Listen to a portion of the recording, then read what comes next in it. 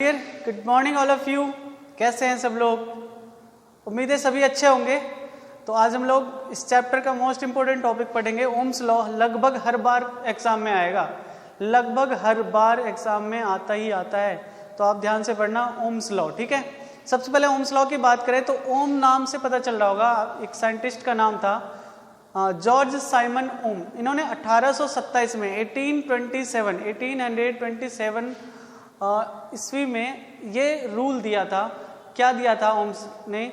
तो इन्होंने सिर्फ V वोल्टेज, पोटेंशियल डिफरेंस और करंट I के बीच में एक रिलेशन बताया था, ठीक है। तो इसी रूल को ओम्स लॉ बोला गया था। इस ओम्स लॉ का क्या मतलब है, क्या कहता है, क्या रिलेशन बताया था इन्होंने, ये देखेंगे हम लोग। जॉर्ज साइमन ओम नाम था इसका, और इन्हीं के नाम पे ये लॉ दिया गया है, ठीक है। इन्होंने ही दिया था, इसीलिए नाम ये लिखा गया, ठीक है। तो आप देखो क्या होता है। तो हम एक एग्जांपल लेते हैं, एक सर्किट का एग्जांपल लेते हैं। ये रेजिस्टेंस मान लिया और इसमें हमने एक वोल्टेज सोर्स ले लेते हैं, ठीक है। एक स्विच भी लगा देते हैं, ये वोल्टेज है।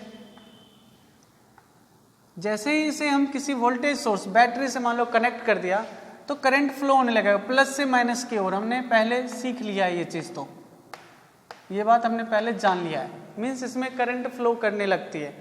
तो जब करंट फ्लो करने लगती है तो ओम साहब ने क्या बताया भाई?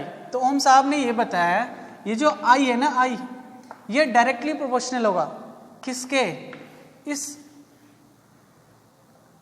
वोल्टेज के, पोटेंशियल डिफरेंस के क्या होगा? डायरेक्टली प्रोपोर्शनल होगा, ठीक है। मीन्स ओम साहब ने क्या बताया था, मैं यहाँ पे लिख रहा हूँ कि ओम साहब ने बताया था कि इफ फिजिकल कंडीशन, आपको पता नहीं होगा शायद, फिजिकल कंडीशन क्या है साहब? देखो,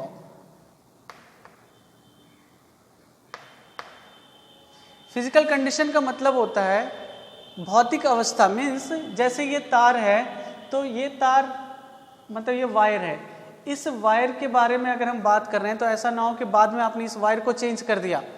पहले पतला वायर ले लिया, फिर बाद में मोटा वायर ले लिया। पहले आपने रूम टेम्परेचर पर ये इसका सारा चीज़ मेजर किया था और बाद में आपने टेम्परेचर बढ़ा दिया, प्रेशर बढ़ा दिया। तो ये सारी चीज़ें नहीं होनी चाहिए। फिजिकल कंडीशन का मतलब है कि टेम्परेचर, प्रेशर, लेंथ, एरिया, ये सब कुछ सेम होना चाहिए।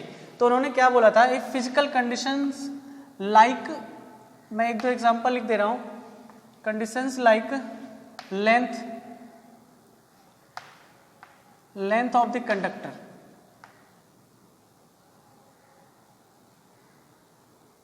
और टेम्परेचर, प्रेशर, और आप ले सकते हो area of cross section,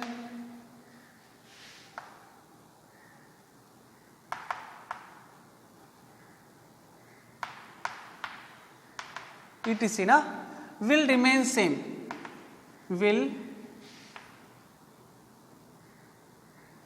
remain same। अगर ये सब कुछ सेम होता है तो ओम साहब ने ये बताया कि देन करंट मीन्स I जो फ्लो कर रहा है, फ्लोइंग थ्रू द सर्किट, जो आपका करंट फ्लो कर रहा है इस सर्किट में, वो क्या होगा? डायरेक्टली प्रोपोर्शनल होगा। डायरेक्टली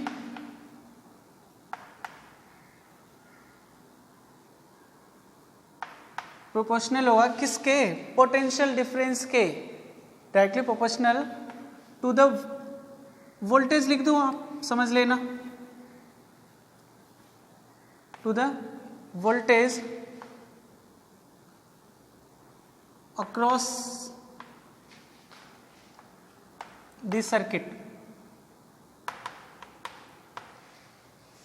ये है आपका ओम्स लॉ। ओम्स ने क्या बताया? इतनी बात को आपको इतना लिखना है। क्या बताया था? सिंपली कि physical conditions like what, length of the conductor, area of cross section, pressure, temperature, ये सारी चीज़ें यदि सेम रहती हैं तो क्या होगा, जो करंट है आपका, जो करंट इसमें फ्लो कर रहा है, देन करंट फ्लोइंग लिख लेना आप, current flowing through this circuit, जो करंट आपका फ्लो इस सर्किट में फ्लो कर रहा है ना, वो क्या होगा, डायरेक्टली प्रोपोर्शनल होगा। डायरेक्टली प्रोपोर्शनल का साइन ये मैंने यहाँ लिखा हुआ है, किसके होगा, वोल्टेज, जो आपके इस सर्किट का वोल्टेज है, पोटेंशियल डिफरेंस है, उसके समानुपाती होगा। ये समानुपाती, डायरेक्टली प्रोपोर्शनल का मतलब समानुपाती या अनुक्रमानुपाती भी कहते हैं, ठीक है। इसके बाद उन्होंने क्या बोला, अगर I डायरेक्टली प्रोपोर्शनल V का है तो V भी डायरेक्टली प्रोपोर्शनल I का होगा, ठीक है। इन्होंने क्या किया, तो डायरेक्टली प्रोपोर्शनल इसको हटाया और एक कांस्टेंट लाया, कांस्टेंट क्या था, तो कांस्टेंट था R, क्या था कांस्टेंट, R। तो V जो होता है वो क्या होता है, इसी को आप ऐसे भी लिख सकते हो, V is equal to I, और R बाद में लिख सकते हो। ये R क्या है आपका, तो ये है आपका कांस्टेंट है, R क्या है, कांस्टेंट है, प्रोपोर्शनली कांस्टेंट है, आप ये बोलो, ठीक है। तो V is equal to I R, ये R क्या लिया था उन्होंने, एक कांस्टेंट लिया था, ठीक है। आपको पता चलेगा यही R, आगे जाके इस कांस्टेंट के बारे में आप जानोगे कि ये रेसिस्टेंस होता है, ठीक है। तो ये था ओम्स लॉ, और ओम्स लॉ ने बताया था कि V बराबर आई आर होता है, V is equal to I R होता है। यही रिलेशन है आपके पोटेंशियल डिफरेंस और करंट इलेक्ट्रिसिटी में, ठीक है, करंट।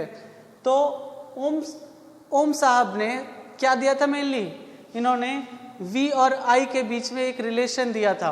तो क्या होता है relation, V is equal to I R, या आप इस तरह से देखो तो यदि आप R को इधर छोड़ दो तो I कहाँ आ जाएगा, अपॉन में आ जाएगा, ठीक है। I कहाँ आ जाएगा, अपॉन में। तो क्या आया, V is equal to I, क्या होता है, V upon I is equal to R होता है। मीन्स वोल्टेज और करंट का जो रेशियो होगा ना वो कांस्टेंट होगा। मेनली इन्होंने यही बात बताया था। इसके बाद उन्होंने एक ग्राफ भी बताया, वोल्टेज और आई करंट के बीच ग्राफ बताया, और उसको दिखाया था कि स्ट्रेट लाइन ग्राफ बनती है, ठीक है। ग्राफ किस तरह से आती है उसकी, अगर इस तरह से ग्राफ बताया वोल्टेज और करंट के बीच, तो उन्होंने बताया था कि एक स्ट्रेट लाइन मिलती है ग्राफ, ठीक है। तो इसी से बताया था कि वोल्टेज और करंट का जो रेशियो है वो हमेशा क्या होगा, कांस्टेंट होता है, ठीक है। तो ये आपका ओम्स लॉ है, बहुत ही इंपॉर्टेंट टॉपिक है। तो आप अच्छे से बिल्कुल ध्यान से आप समझ लेना, और समझ में आ जाए तो ये आपको याद भी करना है, आप इसको लिखना भी पड़ेगा आपको, ठीक है। तो ये आपका ओम्स लॉ है, ठीक है। Thank you so much. आप अच्छे से इस ओम्स लॉ को तैयार कर लेना प्लीज़। आपके लिए मेरे तरफ से एक रिक्वेस्ट है, प्लीज़ आप इसको ज़रूर तैयार कर लेना, बहुत ही ज़्यादा इम्पोर्टेंट है आपके लिए, ठीक है। Thank you so much.